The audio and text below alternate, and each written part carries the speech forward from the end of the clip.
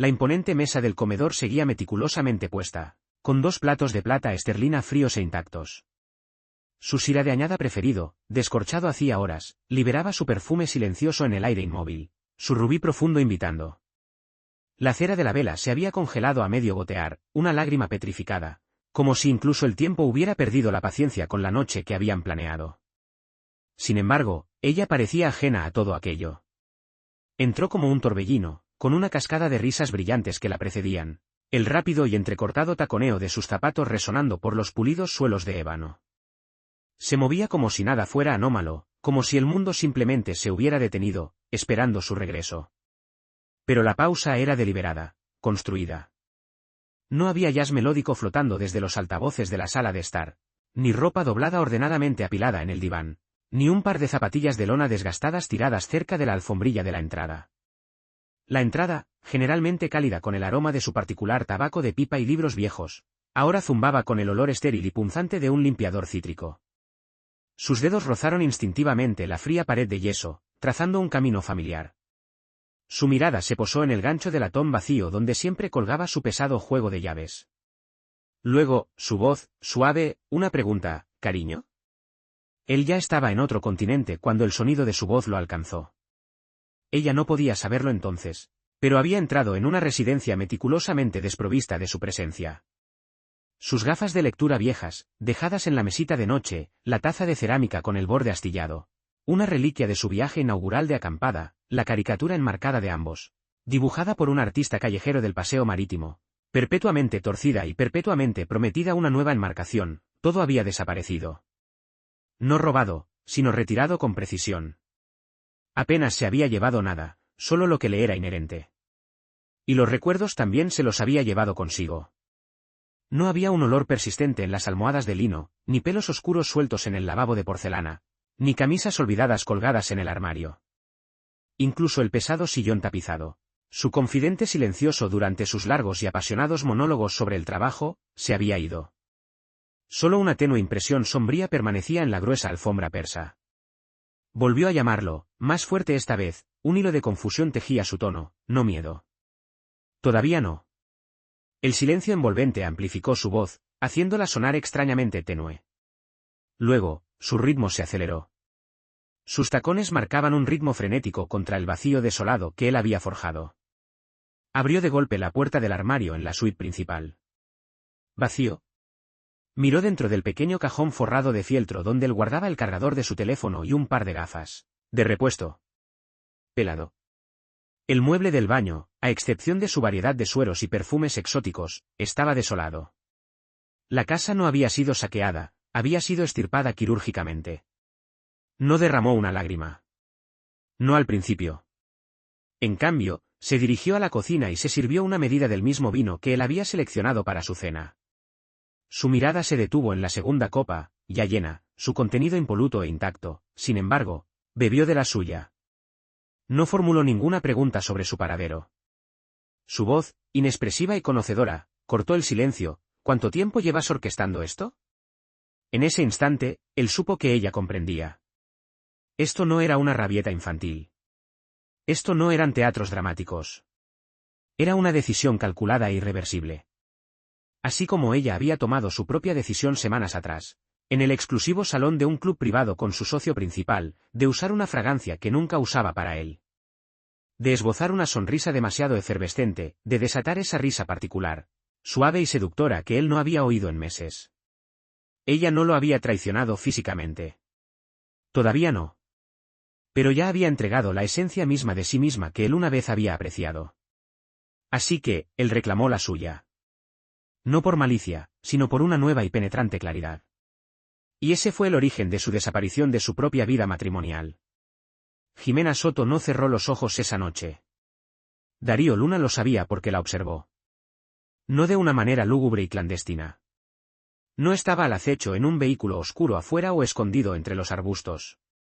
Meses antes, mucho antes de que todo esto comenzara, cuando todavía se preocupaba por si el paseador de perros pudiera estar robando sus paquetes entregados, había colocado discretamente una pequeña lente activada por movimiento dentro de un altavoz inteligente en su sala de estar. Nunca se le había ocurrido emplearla para observar a la mujer con la que se casó tropezar por una residencia de repente hueca, a la deriva en la incertidumbre, preguntándose si había perdido la cabeza, o si alguien había decidido realmente disolverse de su existencia sin siquiera una sola sílaba. Alrededor de las 2:47 de la madrugada, ella se hundió en la mullida alfombra de la sala, con los pies descalzos firmemente apoyados, su mirada fija en la extensión donde una vez dominaba su pesado sillón. No lloró. Jimena no era propensa a las lágrimas. Su expresión era de furia contenida, desprovista de desamor o abandono. Era la ira de alguien que acababa de comprender la inquietante verdad: el mundo, quizás, no giraba a su alrededor con la inquebrantable certeza que siempre había creído. Como si simplemente no pudiera procesar el hecho de que él se había marchado sin un solo portazo, sin una última y patética súplica de reconocimiento. Ese era el meollo de la cuestión con ella. Anticipaba el clamor. Se nutría de la fricción, de los intercambios acalorados, de los enfrentamientos caóticos, de las lágrimas empapando los cojines. Pero él no le ofreció nada, ninguna nota de despedida, ni siquiera una pista críptica, simplemente una pizarra inmaculada, en blanco, y una realidad tácita. Ella, en verdad, lo había alejado mucho antes. Él simplemente, por fin, había seguido su ejemplo. A la mañana siguiente, ella volvió a su ritual habitual cuando las circunstancias desafiaban sus expectativas. Actuó. Pulió la casa con un fervor obsesivo, como si se preparara para un reportaje de revista. Encendió velas aromáticas. Se puso un suave jersey de cachemira y se recogió su brillante melena negra en ese moño artísticamente suelto, que reservaba para sus días de reinicio. Llamó a su madre, murmurando algo sobre Darío siendo demasiado sensible y propenso a sus melancolías artísticas, implicando que era una especie de mascota nerviosa que requería un dramático paseo por el perímetro. Él silenció la transmisión de audio. Simplemente no podía soportar escuchar su revisión en tiempo real de su historia. Incluso le envió una ráfaga de mensajes de texto a su dispositivo inactivo. Darío, esto no tiene la menor gracia. Estás siendo totalmente teatral. ¿En serio te has llevado tus botas de montaña desgastadas? Esto no es un retiro silencioso. Llámame inmediatamente. Él no ofreció respuesta. En cambio, envió un paquete. Una caja modesta, cuidadosamente envuelta. Sin remitente. Dentro, una única fotografía instantánea de su excursión a los jardines botánicos en primavera. Aquella en la que él había tropezado en un charco sorprendentemente profundo, y ella se había deshecho en risas indefensas, imitando su torpe cojera. En el reverso, había inscrito precisamente 6 palabras con tinta negra y nítida: tú me liberaste primero. ¿Lo recuerdas? Lo envió por mensajería urgente, rastreando su trayectoria hasta que se registró como entregado en la puerta de su casa. Luego, cortó la señal de la cámara. No sintió la necesidad de presenciar como ella lo habría. Ya poseía una vívida imagen mental de su expresión, ese familiar cóctel de culpa, desconcierto y el escalofriante temor a las consecuencias, que por fin llegaban sin ser invitadas.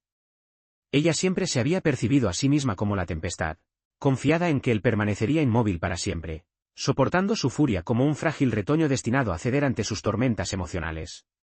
Pero él había mutado en algo completamente distinto.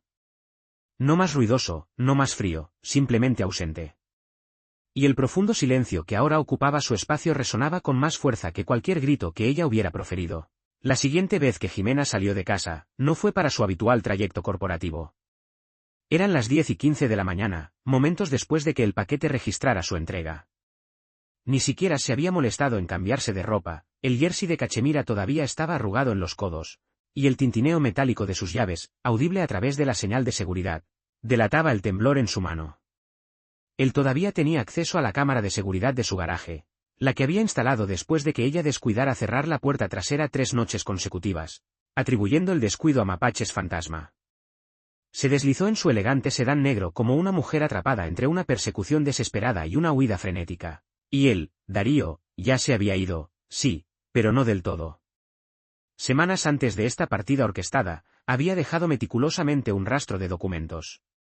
No con la intención explícita de desaparecer, sino con la certeza incipiente de que, eventualmente, necesitaría hacerlo. Cuentas bancarias establecidas bajo un nuevo nombre.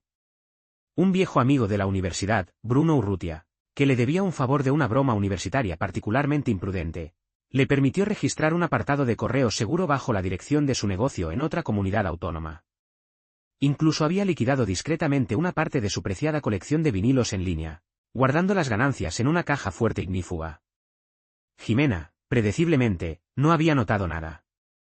Nunca había preguntado por sus actividades los martes, la única noche de la semana en que ella invariablemente trabajaba hasta tarde, inmersa en sesiones de estrategia en la oficina de Iñaki Vega, situada en un ático. Condujo directamente a la residencia de su hermana.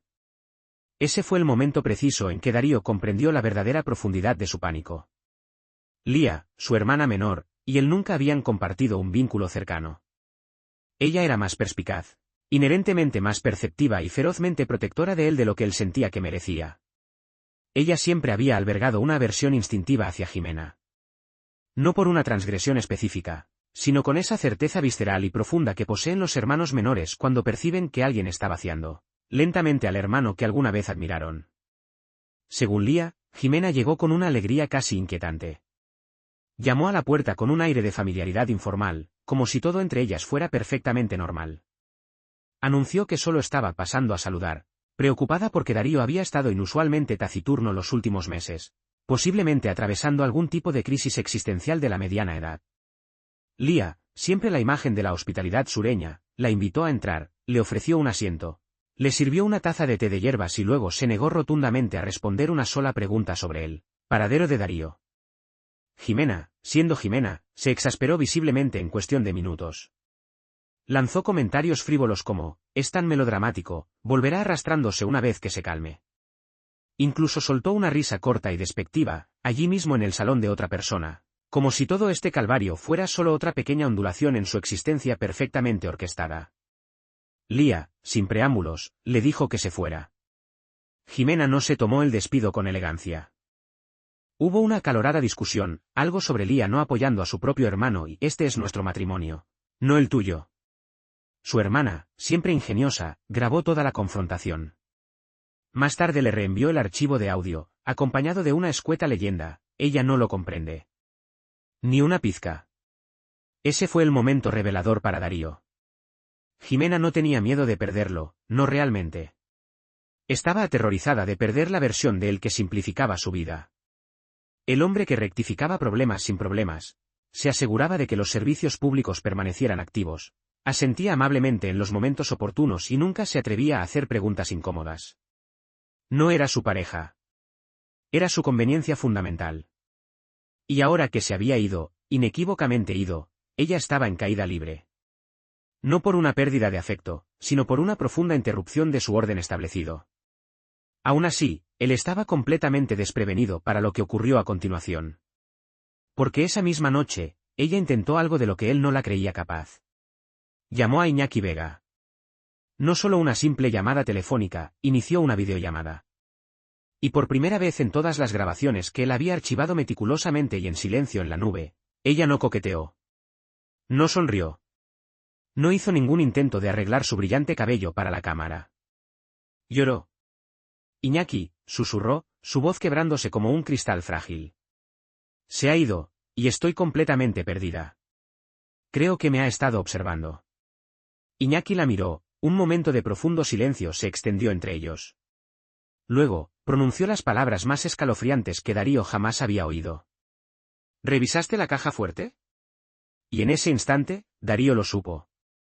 Entre ellos guardaban secretos que él ni siquiera había concebido. Secretos tan profundamente enterrados que Jimena incluso pareció visiblemente sobresaltada al oír esas palabras escapar de los labios de Iñaki. Tartamudeó, afirmando que no tenía idea de a qué se refería. Él sonrió, un hombre plenamente consciente de su formidable ventaja. Si realmente se ha ido, Jimena, afirmó Iñaki, inclinándose más cerca de la cámara, su voz un murmullo grave, entonces tienes un aprieto mucho más profundo que un mero matrimonio roto. Ella terminó bruscamente la llamada, con el pánico grabado en sus facciones. La pantalla se disolvió en negro, pero la vigilia de Darío no cesó. No podía. Porque de alguna manera, el mismo momento en que creyó que finalmente se había liberado fue precisamente cuando entró en el vórtice de algo mucho, mucho más oscuro. Dudaba que ella recordara siquiera la secuencia numérica.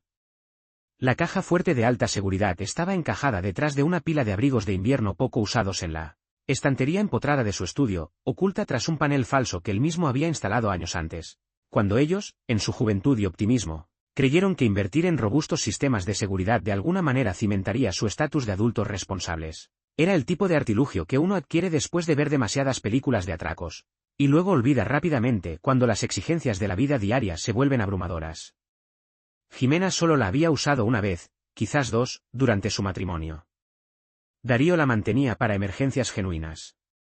Ella, por el contrario, siempre la había descartado como una exageración.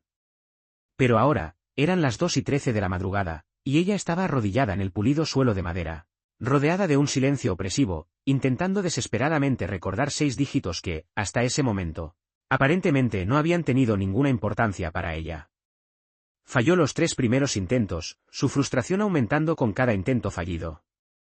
Al cuarto, golpeó la palma de su mano contra el teclado. Y entonces, justo cuando estaba al borde de la capitulación, introdujo la secuencia a la que él invariablemente recurría cuando su mente se quedaba en blanco, la fecha de su boda. Un suave clic resonó, y la gruesa puerta de acero se abrió. Él lo observaba todo desarrollándose en su teléfono inteligente. La discreta lente estaba meticulosamente incrustada en el detector de humo directamente encima. Ximena siempre había manifestado su aversión a los detectores de humo, afirmando que desfiguraban la estética de la habitación, pero Darío había insistido en su colocación. Una premonición quizás, de que algún día necesitaría presenciar la verdad sin adornos desde arriba, sin filtros, sin la lente distorsionadora del contacto visual, solo la brutal y cruda honestidad de una persona solitaria confrontada con sus consecuencias. Ella extrajo el contenido, uno por uno. Primero, sus pasaportes. Luego un grueso sobre que contenía el dinero de emergencia que él había acumulado diligentemente durante el último año. Apenas le dedicó una mirada. Lo que realmente buscaba yacía debajo, una elegante carpeta negra de cuero, asegurada firmemente con una vibrante banda elástica roja. Sus manos temblaron perceptiblemente mientras dudaba, luego finalmente la abrió. Dentro había fotografías, docenas de ellas, meticulosamente impresas, tangiblemente reales, no digitales. Las hojeó rápidamente al principio, luego redujo la velocidad, examinando cada una hasta que un cambio profundo se produjo en su rostro. Esa sutil señal delatora que siempre exhibía cuando la tomaban por sorpresa. Su mandíbula se tensaba imperceptiblemente, su nariz se contraía muy ligeramente. Él no había presenciado esa expresión particular en años. No desde la noche en que la acorraló, interrogándola tranquilamente sobre su paradero, la noche en que ella afirmó una intoxicación alimentaria. Pero los datos de ubicación de su teléfono habían marcado el estacionamiento de un hotel a 45 minutos de su casa. Estas fotografías, sin embargo, no eran de ella. Mostraban a Iñaki Vega con una sucesión de mujeres, algunas inconfundiblemente empleadas, otras claramente no. Y en 2 de las imágenes, borrosas pero innegablemente discernibles, Ximena. No lo tocaba físicamente, pero innegablemente presente, observando. Una sonrisa tenue e inquietante dibujada en sus labios. Cuidadosamente metido en la misma esquina de la carpeta, él había colocado una delgada memoria USB. Ella exhaló un aliento tembloroso, dudó, luego la recogió como si fuera radioactiva. Esa compacta memoria USB contenía horas de audio meticulosamente grabado, no solo de su residencia, sino del interior de la oficina privada de Iñaki Vega. Darío había tomado prestada una sofisticada grabadora de voz disfrazada de bolígrafo de lujo de un amigo, especializado en evaluación de riesgos corporativos. Ximena no tenía ni idea de que él alguna vez había puesto un pie dentro del imponente edificio corporativo de Iñaki, y mucho menos cerca de su escritorio privado, pero lo había hecho. Había dejado el bolígrafo disfrazado allí durante una de sus sesiones de estrategia nocturnas. 2 días después, lo recuperó. Ella nunca notó su breve ausencia. Y lo que había grabado meticulosamente no era meramente poco profesional. Era inequívocamente ilegal.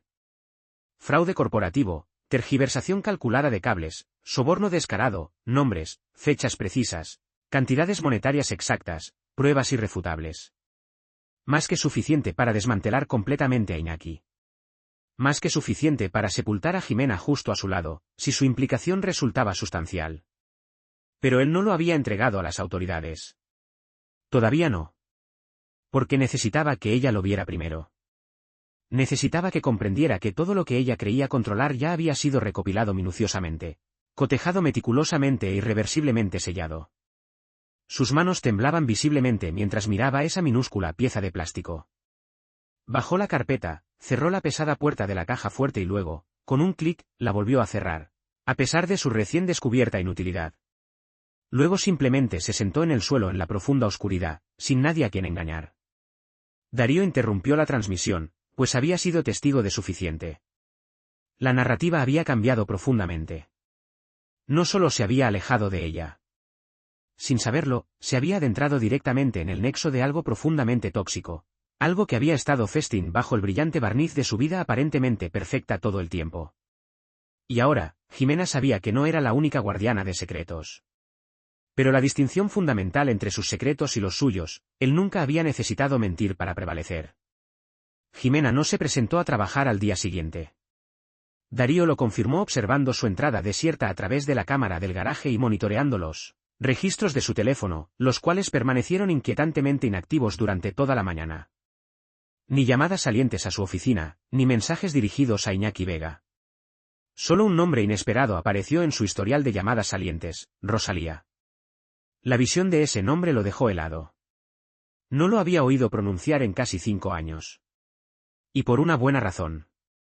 Rosalía Escrivá había sido una vez la confidente más cercana de Jimena, su inseparable mejor amiga, hasta que una fatídica nochevieja un incidente inexplicado destrozó su vínculo. Darío solo recordaba las tumultuosas consecuencias, la furiosa discusión a gritos detrás de la puerta cerrada de su dormitorio, la semana en que Jimena se negó rotundamente a articular una sola palabra al respecto, y la abrupta y completa desaparición de Rosalía de sus vidas, como si hubiera sido meticulosamente borrada. Jimena nunca más la mencionó. Ni una sola vez. Había tildado a Rosalía de traidora, pero se negó rotundamente a dar detalles. Y ahora, de la nada, la estaba llamando. La cámara de la cocina captaba los últimos ecos de la conversación. Jimena caminaba descalza sobre las frías baldosas, vestida con una sudadera descolorida que había sido de Diego. Su voz era temblorosa, aún no asustada, pero incierta, como si suplicara auxilio a un espectro. Simplemente necesito saber qué te comunicó, susurró Jimena al teléfono, con la voz apenas audible. En aquel entonces. Sé que lo recuerdas. ¿Me mencionó a mí o a nosotros? Rosalía, por favor. Ya no me importa la discusión. Hizo una pausa, escuchando con atención. Su rostro se descompuso. Luego, un susurro crudo: Dios mío. Cortó la llamada.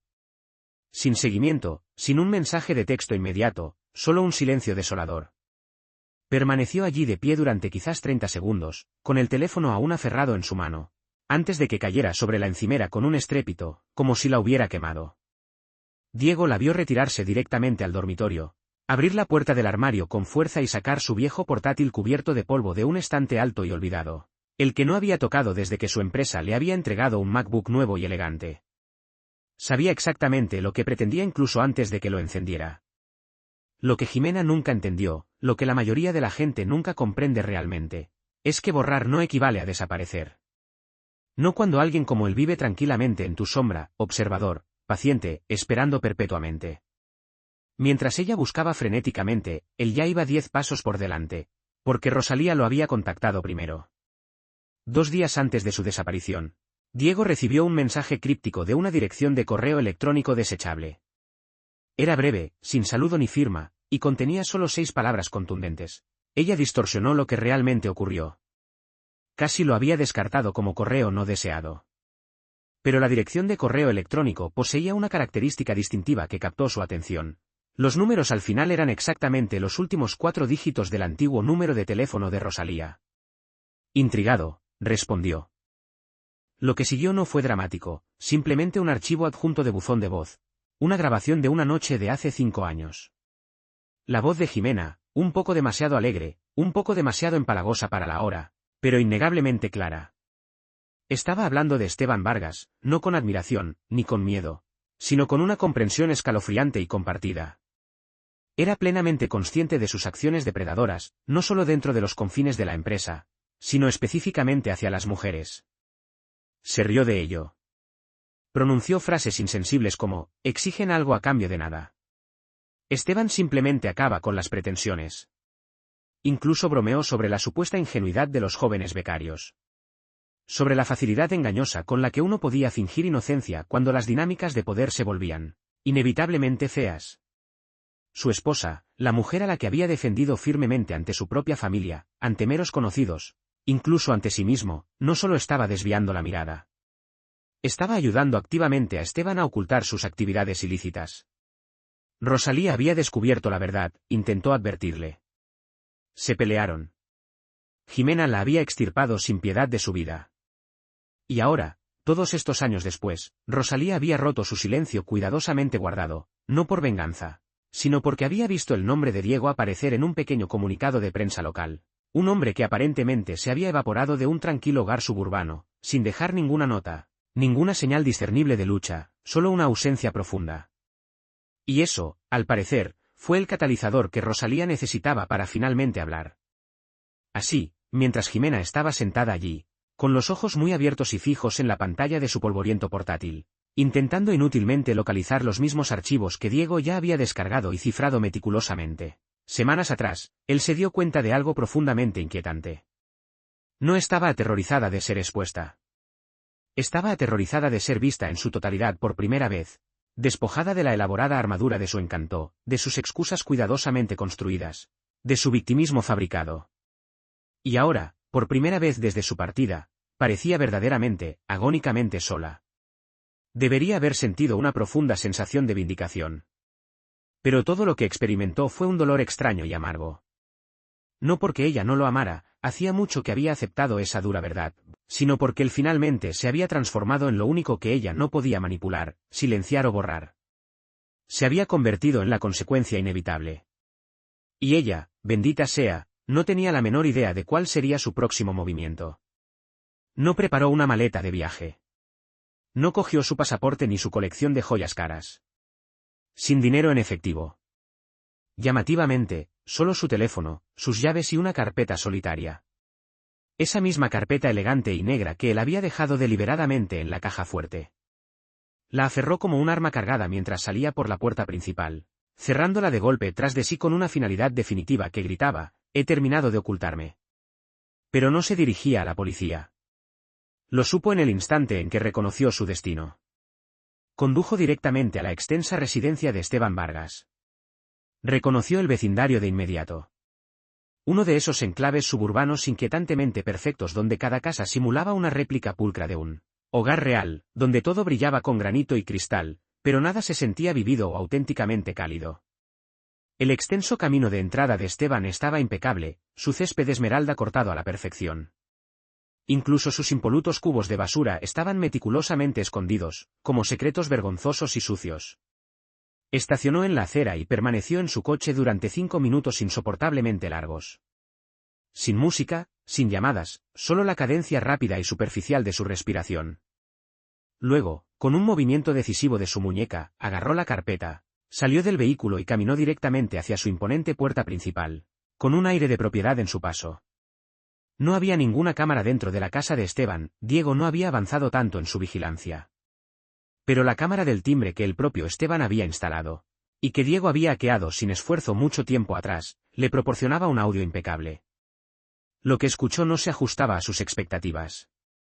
«Esteban, necesitamos hablar», afirmó ella, con la voz tranquila, pero notablemente sin aliento. Él no ofreció invitación para entrar. Una pausa prolongada y tensa se cernió en el aire.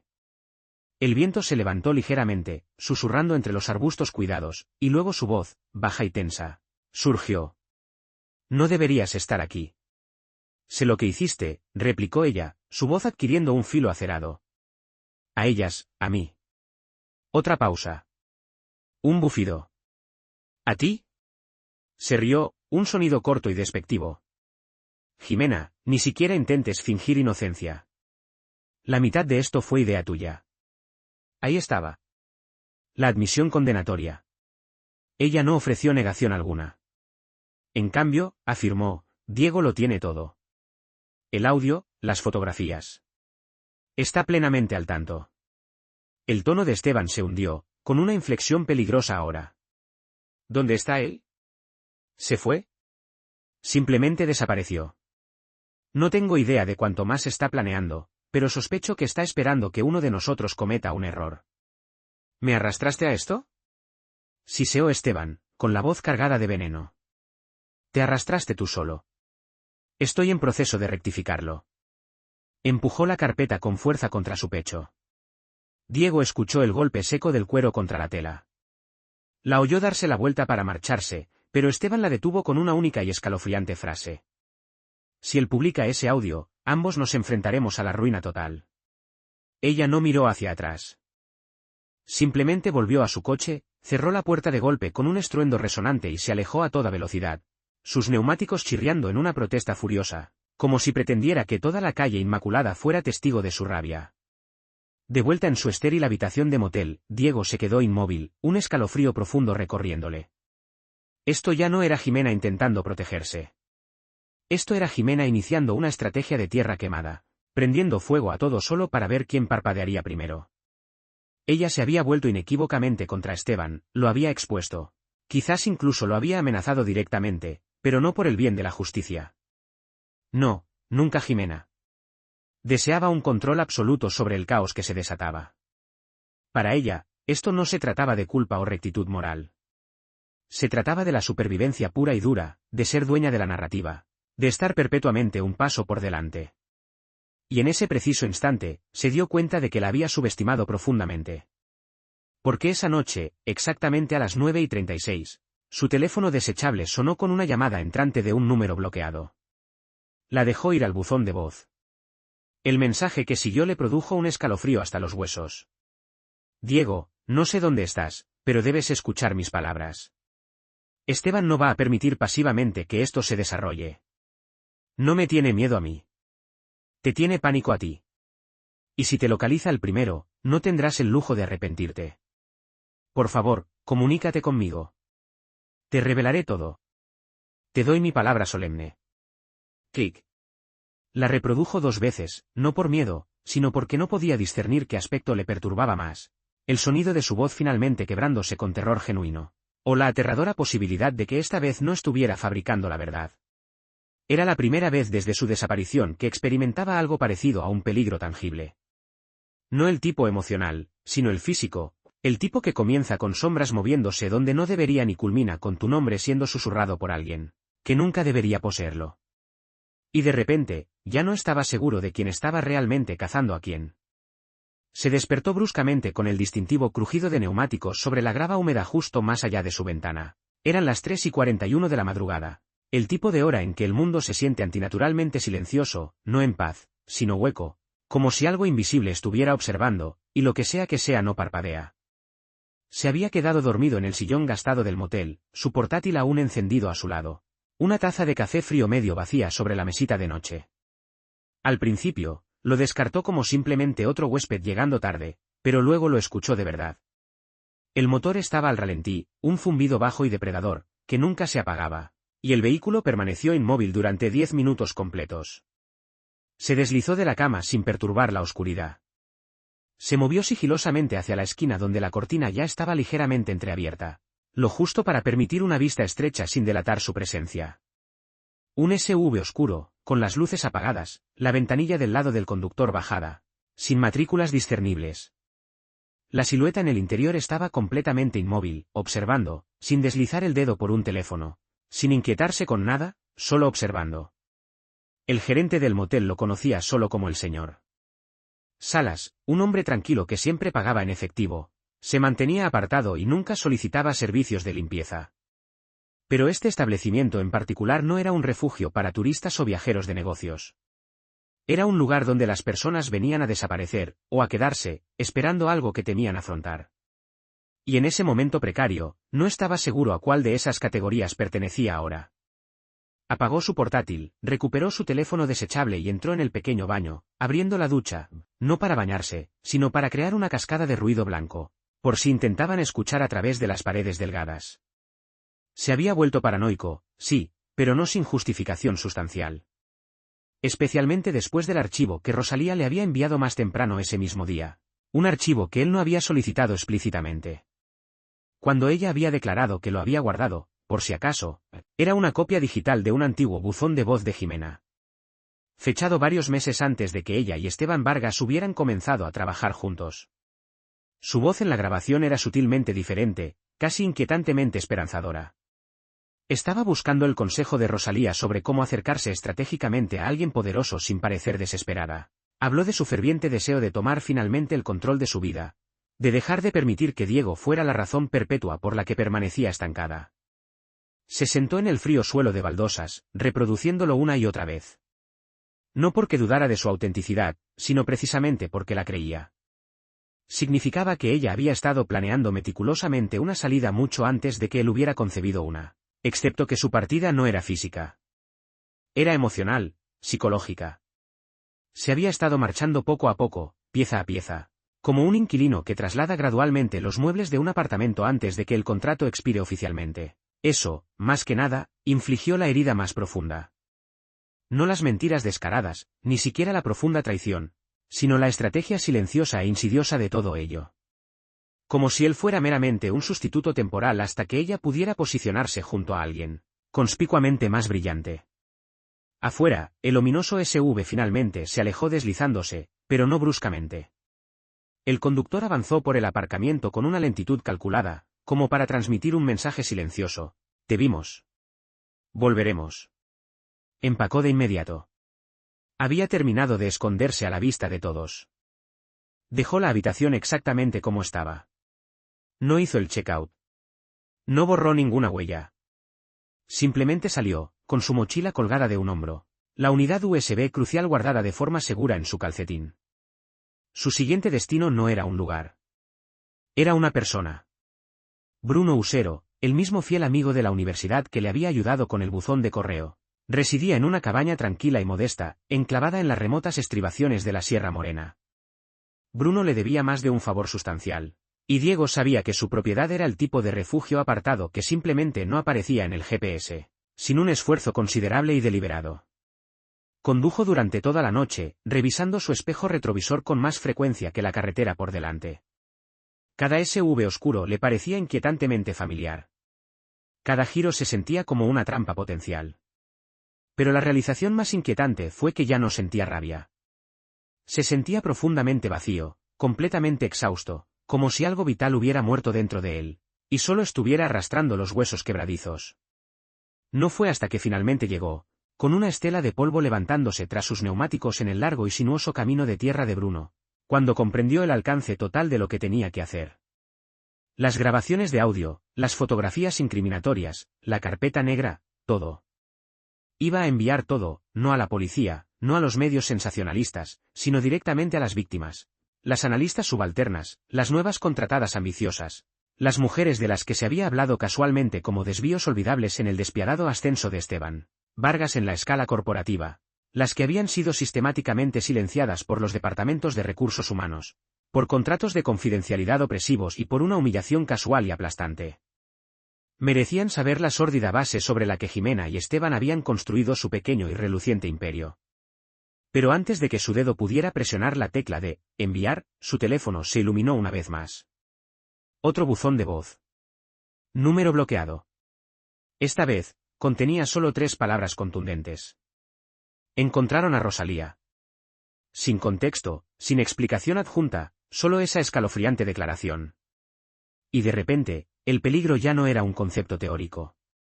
Era real, palpable.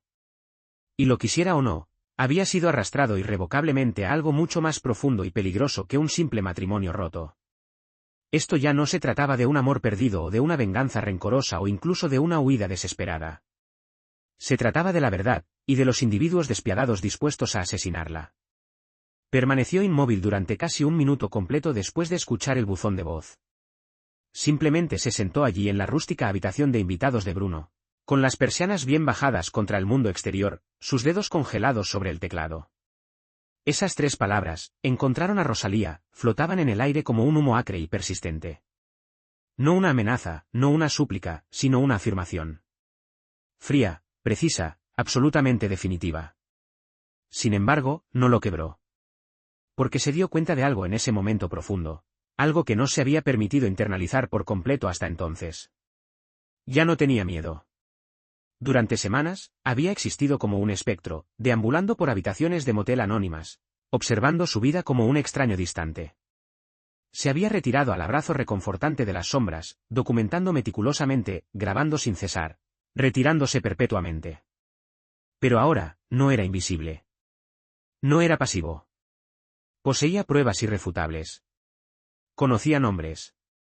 Y lo más importante, había encontrado un propósito profundo e innegable. Así que se levantó y completó la tarea. Subió todo. Cada archivo condenatorio, cada fotografía incriminatoria, cada conversación susurrada. Creó un archivo altamente seguro con acceso estrictamente restringido y luego envió el enlace a 12 mujeres, cuyos nombres habían sido murmurados en los rincones de la oficina. Mujeres que habían sido desechadas y desacreditadas y apaciguadas discretamente con dinero por silencio. Lo envió a una extrabajadora que se había trasladado al otro lado del país después de una renuncia, aparentemente amigable, y a otra que se había cambiado legalmente el nombre después de presentar una queja que, inexplicablemente, había sido considerada inconcluyente. Cada mensaje adjunto era engañosamente simple: nunca estuvisteis delirando. Nunca estuvisteis solas. Aquí está todo. Y luego, esperó. El impacto llegó con una velocidad mayor de lo que había anticipado. Al final de ese mismo día, 4 de ellas habían respondido, no con agradecimientos efusivos, sino con fuego puro, con preguntas directas, con planes incipientes. Una de ellas ya tenía un abogado experimentado contratado. Otra trabajaba en cumplimiento normativo en una firma rival y poseía contactos invaluables dentro de las agencias de supervisión estatales. No expresaron el deseo de arruinar vidas por el mero hecho de hacerlo. Anhelaban la verdad. Para esa noche, alguien, de forma anónima, filtró una parte del audio. Aterrizó en un pequeño blog de rendición de cuentas de nicho. No un titular de noticias principal, no llamativo ni sensacionalista, pero lo suficientemente ruidoso como para encender un interés creciente. En 24 horas, el audio había llegado a los departamentos legales corporativos. 2 miembros respetables del Consejo de Administración presentaron abruptamente sus dimisiones. Esteban Vargas se quedó completamente en silencio, su persona pública evaporándose. Jimena desactivó todas sus cuentas de redes sociales. Recursos Humanos, bajo una presión creciente, inició una extensa revisión interna, y así, el reluciente reino que habían construido meticulosamente, la imagen pulida, la jerarquía rígida, el encanto intocable, comenzó a resquebrajarse, irrevocablemente. Pero ese no fue el verdadero final. El verdadero desenlace llegó 2 semanas después cuando un suave golpe sonó en su puerta. Todavía residía en la cabaña apartada de Bruno, pero estaba haciendo planes activamente para marcharse pronto. Había asegurado una pequeña propiedad de alquiler en Galicia, una casa de campo de una habitación cerca de la escarpada costa. Tenía la intención de volver a escribir, únicamente para él. Nada serio, nada destinado a la publicación. El golpe fue suave, vacilante. Abrió la puerta. Era Jimena. Sin maquillaje, el cabello suelto, cayéndole sobre el rostro en suaves ondas, y sus manos vacías. Parecía una mujer que finalmente había agotado todos los espejos que podía consultar. «Hola», dijo en voz baja. Él no se movió. Ella bajó la mirada, luego volvió a encontrarse con la suya. «No estoy aquí para pedir nada. Yo solo, necesitaba decirte que lo entiendo. Entiendo lo que hice. Y no espero perdón, pero necesitaba enfrentarte a ti.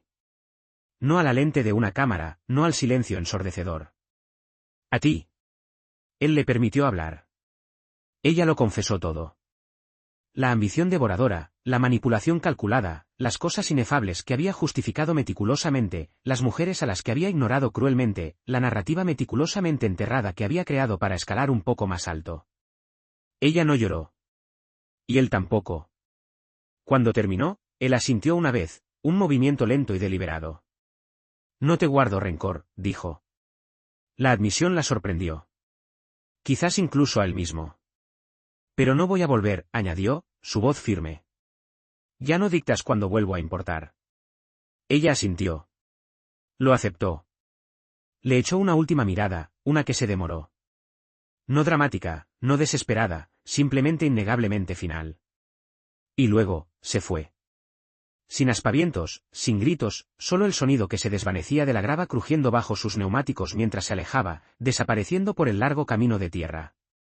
Permaneció en el umbral durante un largo rato después de eso, observando cómo la carretera vacía se desvanecía en el paisaje silencioso, permitiendo que la profunda quietud se asentara en su interior. Y entonces, una pequeña y genuina sonrisa asomó a sus labios. Porque de alguna manera, en el caos implacable, en las extensas y desordenadas secuelas de la traición, el silencio y los puentes quemados, algo profundamente inesperado había ocurrido. Él, por fin, había encontrado el camino de regreso a sí mismo. Y esta vez, no era el sustituto de nadie. No era un componente del plan de contingencia de nadie.